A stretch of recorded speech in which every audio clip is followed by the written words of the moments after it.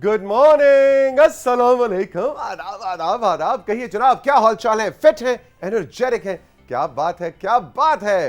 Rising Pakistan को rising Pakistan में रुशना और तौसीक कहेंगे वेलकम वेलकम वेलकम। जी वेलकम वेलकम वेलकम। और उम्मीद करते हैं कि आज का दिन इसी तरह खूबसूरत और खुशियों भरा हो जिस तरह से आपका हर दिन होता है।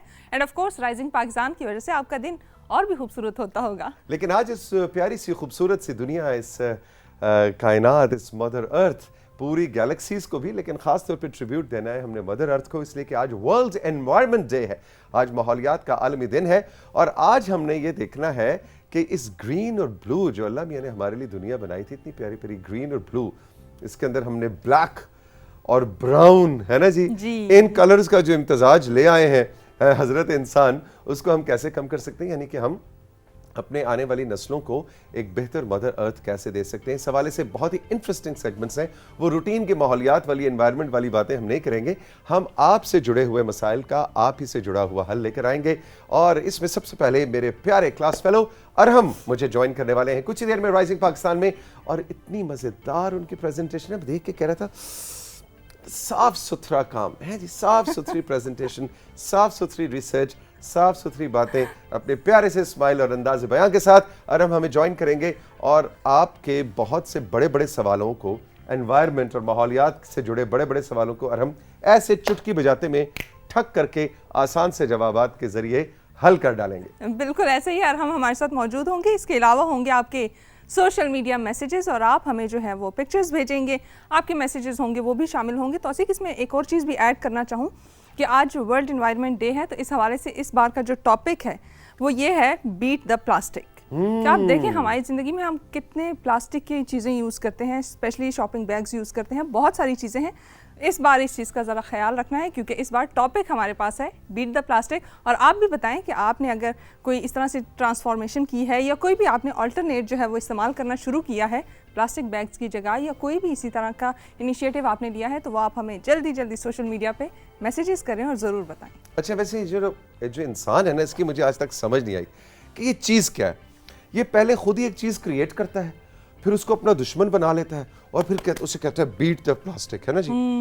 कभी हम टेक्नोलॉजी कहते हैं, फिर हम कहते हैं हो ये डिजिटल मीडिया से बच्चों को दूर रखें, मोबाइल फ़ोन कम से कम इस्तेमाल करें। भाई बनाया भी तुमने खुद है, लेके भी तुम खुद आए हो, उसको राइज भी तुमने किया है, उसको तर्ज हयात, तर्ज ज़िंदगी भी तुमने बनाया है, यानी कि लाइफ स्टाइल का हिस्सा बना दिया। और आप कह रहे हैं इससे जनाब नफ्सियाती बहुत से मसाइल होते हैं, गर्दन टेढ़ी हो जाती है, कंप्यूटर का इस्तेमाल कम से कम करें।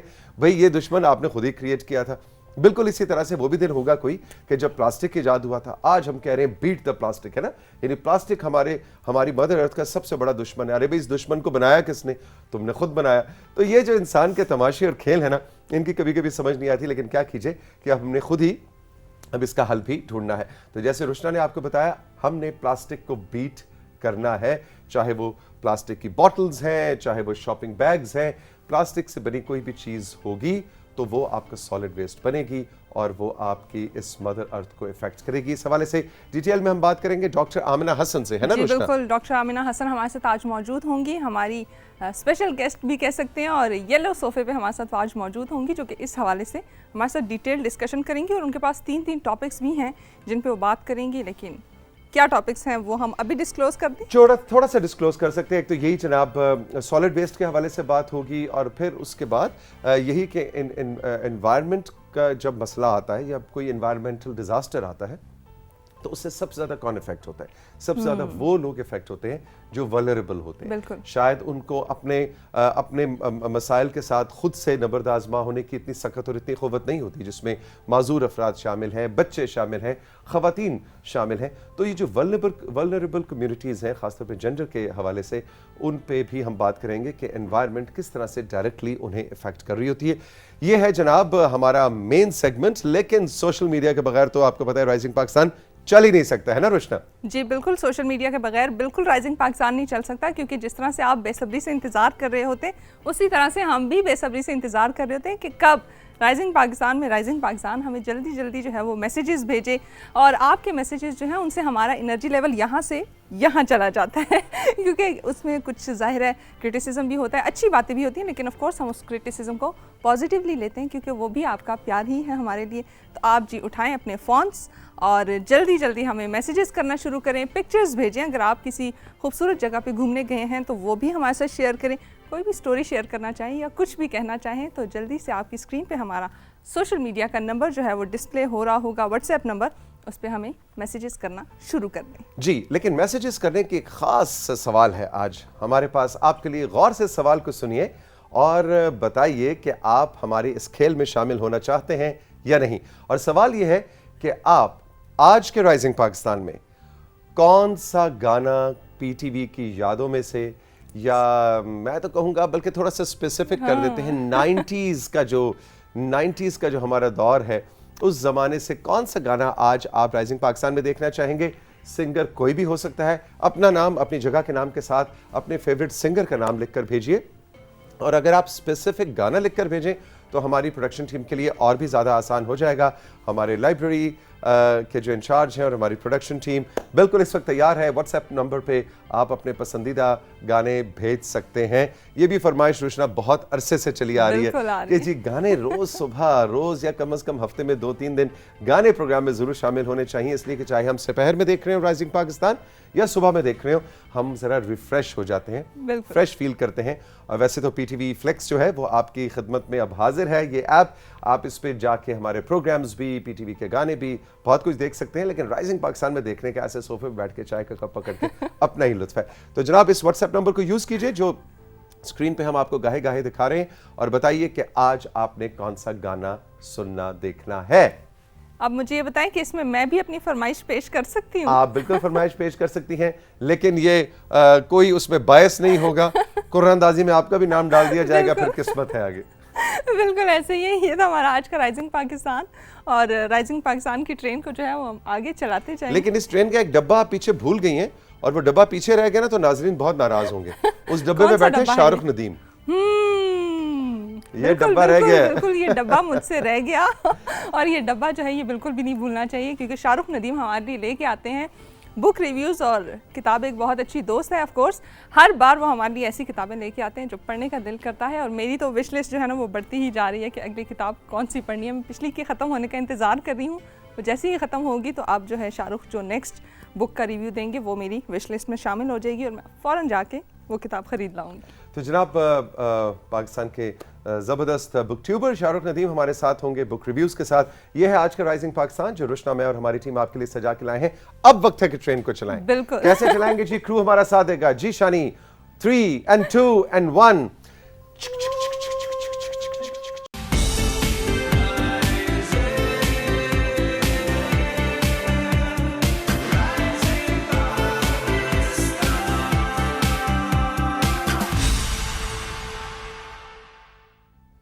Welcome back to rising Pakistan. अपने क्लास फेलोज की सबसे अच्छी बात मुझे ये लगती है कि मेरे जहन में जो बड़े बड़े मुश्किल सवाल होते हैं, जिनमें से आधे से ज़्यादा की मुझे समझ नहीं आ रही होती, लेकिन मैं क्योंकि टीवी एंकर हूँ तो मुझे स्क्रीन पे बैठ के ऐसे ऐसे सर हिलाना होता है और मेहमान के हाँ में हाँ मिला के बड़ा जाहिर करना होता है कि तौसीक हैदर को तो सब पता है। जी जी बिल्कुल आप ठीक है, oh yes yes I know. लेकिन अंदर से ना मुझे बहुत सारी चीज़ें पता नहीं होती। तो ये जो मेरे क्लास फेलोज हैं ना, ये बड़ा ये काम ये करते हैं कि मुश्किल बड़े बड़े सवालों के आसान जवाब ढूंढ के लाते हैं। फिर तौसीक अंकल को भी बात समझ में आ जाती है ना। आज अरहम भी कुछ ऐसे ही करने जा रहे हैं। गुड मॉर्निंग, अस्सलाम वालेकुम। वालेकुम अस्सलाम, कैसे हैं आप? बिल्कुल ठीक। अरहम सबसे पहले बताओ, पेपर्स खत्म हो गए, एग्जाम्स खत्म हो गए? जी मेरे ख़त्म हो गए। Oh very good. अब आप इंशाल्लाह कौन सी क्लास में जाएंगे? 7th में। और कौन सा पेपर आपका सबसे हल्का हुआ है? Maths, geography? मैथ्स थोड़ा सा मुश्किल था, लेकिन सबसे ज़्यादा उर्दू में होया था। उर्दू में तुम तो इतनी अच्छी उर्दू बोलते हो, तुम टीवी के ऊपर शो करते हो, तुम्हारे उर्दू का पेपर अच्छा नहीं हुआ, इसमें तो सही जुर्माना होगा तुम्हें। अच्छा जी, क्या टॉपिक है आज का?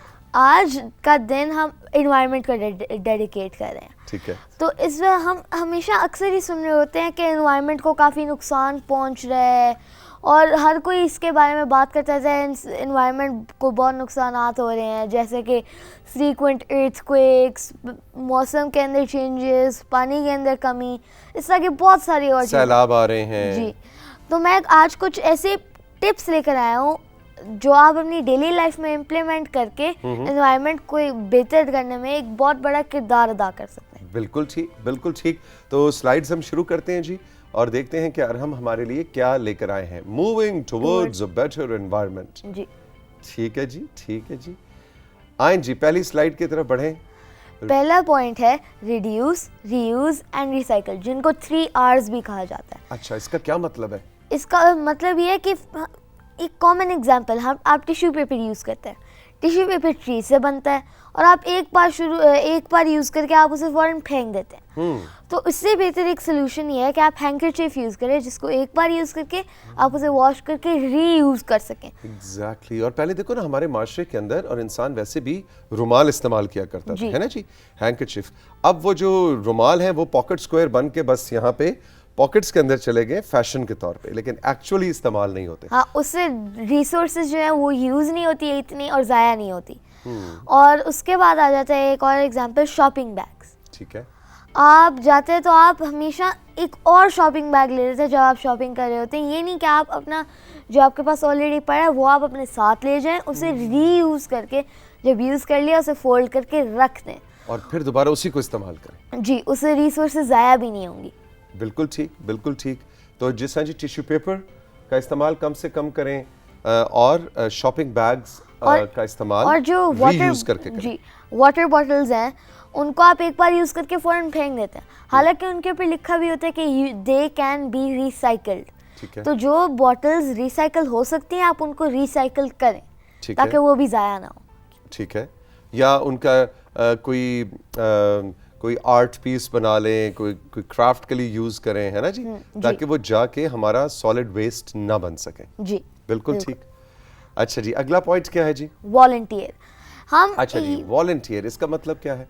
वॉलंटियर जैसे कि कोई बात कर रहा हो कि इन्वायरमेंट को काफ़ी नुकसान पहुंच रहा है, तो आप बस कह देते हैं हाँ सही है, गवर्नमेंट कर देगी ठीक, NGOs कर लेंगी साफ, या चाहे मेरा दोस्त भी कर लेगा सही। लेकिन असूलन मुझे ये करना चाहिए कि मुझे भी खुद हेल्प करनी चाहिए। जैसे मैं स्कूल जाता हूँ, चाहे मैं अपने स्कूल में फॉर एग्जांपल किसी ने ट्रैश गिराया हुआ है या क्लिनलीनेस नहीं है वहाँ पे, तो मैं खुद अपना रोल प्ले करूँ और मैं वहाँ पे क्लिनलीनेस मतलब क्लीन करूँ सब कुछ, ट्रैश गिरा हुआ है उसको डिस्पोज ऑफ प्रॉपरली करूँ। क्योंकि अगर आप ये करेंगे कि एक चीज़ गिरी हुई है गिरी रहे तो इन्वायरमेंट को और भी नुकसान पहुँच रहा है, क्योंकि पोल्यूशन बढ़ रहा है। यानी वॉलंटियर करना है खुद, रज़ाकाराना तौर पर आपने खुद अपना कदम उठाना है और इस इंतज़ार में नहीं रहना कि हुकूमत करेगी या NGOs करेंगी या ये तो कोई और आके करेगा, ये मेरा काम नहीं है। एनवायरनमेंट हम सब का मसला है और हम सब ने अपना छोटा छोटा कंट्रीब्यूशन इसमें डालना है। और आपको इसके लिए किसी बड़ी जगह जाना ज़रूरी नहीं है। फॉर एग्जांपल आप अपने दोस्तों के साथ पार्क जा रहे हैं या अपने पेरेंट्स के साथ पार्क जा रहे हैं, तो अगर वहाँ पे आपको कोई इस तरह की चीज़ें गिरी हुई मिले तो आप उन्हें खुद डस्टबिन में जाके प्रॉपरली डिस्पोज ऑफ कर लें और खुद कंट्रीब्यूट कम से कम ना करें कचरा डालने में, है ना जी? अगर पिकनिक पे जा रहे हैं तो सारा जो आपका ट्रैश है सारा उसको आपने इकट्ठा करके साथ वापस लेके आना है जी, अपने निशान छोड़ के नहीं आने। जी बिल्कुल। अच्छा जी, आगे क्या पॉइंट है?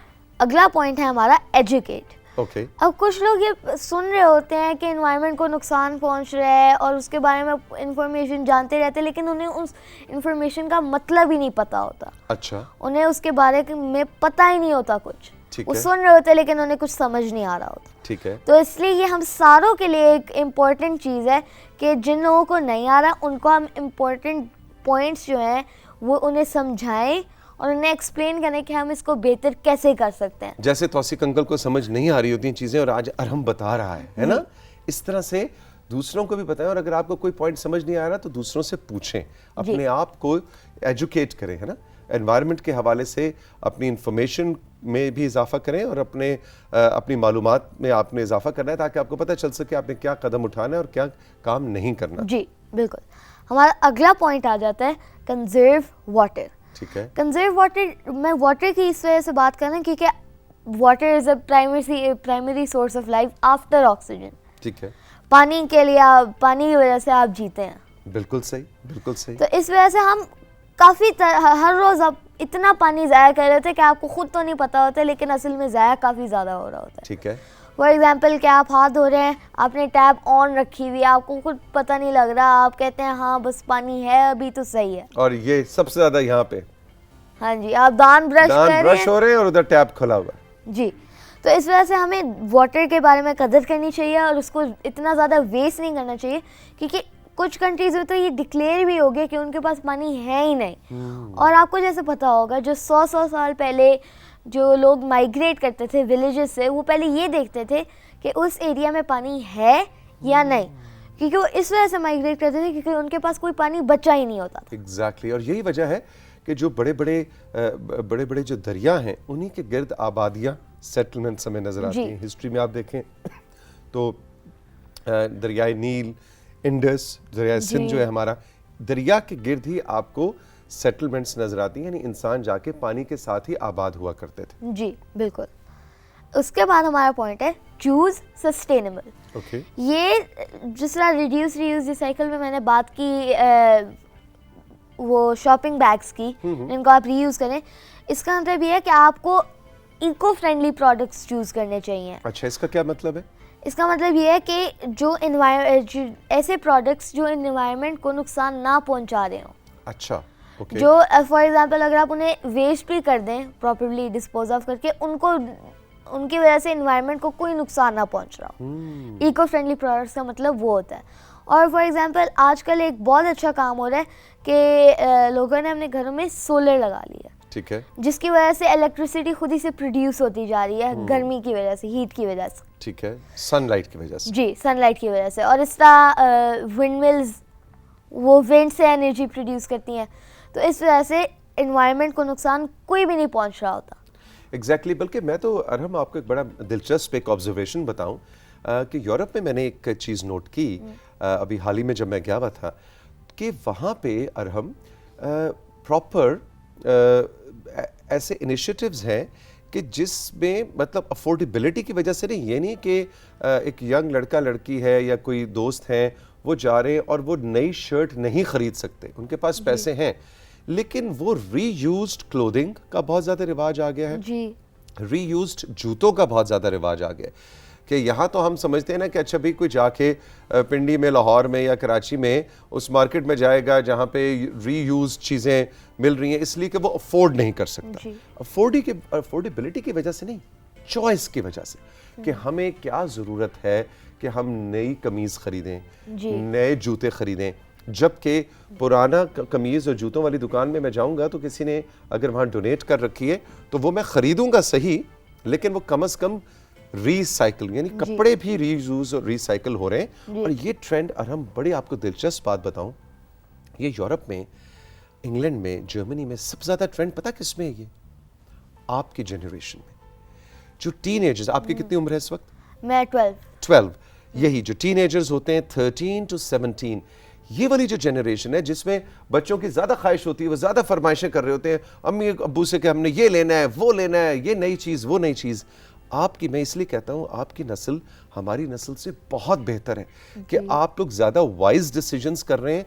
हम लोग इतने वाइज डिसीजंस आपकी उम्र में नहीं किया करते थे। तो ये बड़ी खुशाइन बात है कि वो बच्चे जिनके पास पैसे भी हैं वो ख़रीद भी सकते हैं, लेकिन वो कहते हैं हम क्यों नई चीज़ ख़रीदें, क्यों हम इंडस्ट्री के ऊपर लोड डालें, हम यूज्ड चीज़ें जाके ख़रीदेंगे। And this is really encouraging. जी बिल्कुल। हमारा नेक्स्ट पॉइंट है शॉप वाइजली। इसका एक बहुत ही आसान सा वो सोल्यूशन है कि आप जाते हैं और आप रैंडमली जो चीज़ें आपको ज़रूरी भी नहीं होती यूज़ करने के लिए, आप वो ले आते हैं, बस आपको अच्छी लग रही है तो सही है। एग्जैक्टली। और उस जैसी 10 शायद अलमारी में पहले से पड़ी नहीं हो। जी, और आप कह रहे हो नहीं यार ये नई वाली ज़्यादा बेहतर है, अब यही यूज़ करूँगा। एग्जैक्टली। तो इस वजह से आप मनी भी वेस्ट कर रहे होते हैं और नेचुरल रिसोर्सेज भी वेस्ट कर रहे होते हैं। एग्जैक्टली। तो शॉप वाइजली यानी सोच समझ के शॉपिंग करें। जी, एंड जैसे आज का वो मोटो है बीट प्लास्टिक, आपको इको फ्रेंडली प्रोडक्ट से बने हुए टॉयज, फॉर एग्जांपल मैं टॉयज का ही ले लेता हूँ कि मैं लेने जाऊँ और चाहे मेरे पास एक चीज़ पड़ी भी हो मैं वो ही उठा कर ले आऊँ, लेकिन फॉर एग्जांपल प्लास्टिक की हो, प्लास्टिक वो उस प्लास्टिक से बनी होती है जो कभी डिकम्पोज होता ही नहीं है। सही बात। तो इस वजह से हमें पहले ये देख लेना चाहिए जो प्रोडक्ट्स इको फ्रेंडली हों उनके लिए उनसे बनी हुई चीज़ें लें, उन्हें इस्तेमाल जी। करना चाहिए। बिल्कुल आपने ठीक कहा। और ये सबक हमें,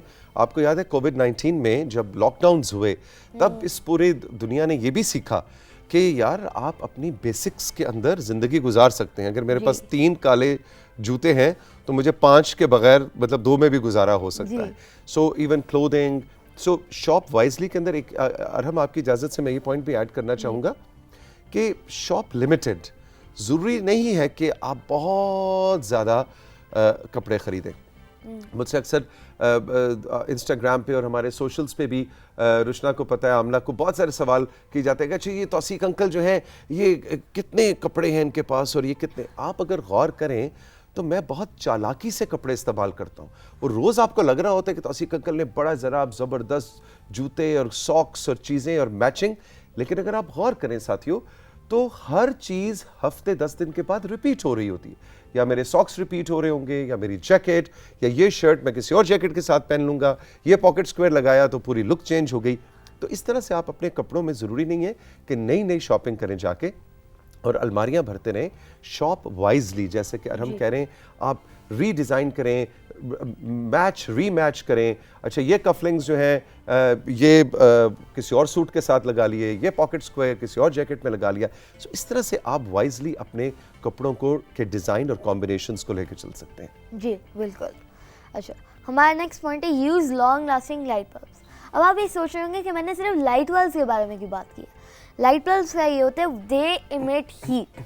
अच्छा, ओके। जो आपको उस वक्त तो आप सोच रहे होते हैं कि इतना क्या कर लेंगे, एक छोटा सा लाइट बल्ब है, लेकिन जब वो कलेक्टिवली बढ़ती है, स्प्रेड होती है, तो वो असल में इतनी ज़्यादा होती है कि आप सोच भी नहीं सकते। अच्छा। जो पूरे एनवायरनमेंट को हीट अप कर रही है और उसके लिए नुकसानदेह है। ओके। तो इस वजह से कहा जाता है कि आप ऐसे लाइट बल्ब यूज़ करें जो हीट एमिट ना करे इतनी ज़्यादा, और लॉन्ग लास्टिंग भी हो कि आपको हर वक्त चेंज ना करने पड़े। इंटरेस्टिंग। ये नया पॉइंट है भी, मैंने आज फर्स्ट टाइम ये इस एंगल से चीज़ों को देखा। बिल्कुल सही, ज़बरदस्त पॉइंट। अच्छा, नेक्स्ट पॉइंट है ये जो इतना कॉमन पॉइंट है, plant a tree. Plant a tree, okay.